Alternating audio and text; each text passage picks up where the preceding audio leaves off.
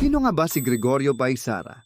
Si Gregorio Baysara ay isa sa mga pinakamahusay na siyentipiko at imbentor sa kasaysayan ng Pilipinas. Kilala siya sa kanyang mga ambag sa engineering, physics at teknolohiya. Isa sa mga pinakatanyag niyang imbensyon ay ang videophone. Ito ay isang teknolohiyang nagpapahintulot sa dalawang tao na hindi lang mag-usap gamit ang boses, kundi makita rin ang isa't isa habang nag-uusap. Isang ideya na nauna pa bago naging karaniwan ang video calls ngayon.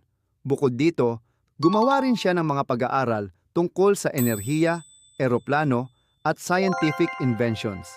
Dahil sa kanyang husay, kinilala siya hindi lang sa Pilipinas kundi pati sa ibang bansa. Si Gregorio Baysara ay patunay na kayang makipagsabayan ng mga Pilipino sa mundo ng siyensya at imbensyon. Isang siyentipikong ginamit ang talino para gumawa ng mga ideyang nauna sa kanyang panahon. Gusto mo ba ng mga ganitong content? Dito lang yan sa channel ko kaya mag-follow ka na. Salamat mga ka-aha!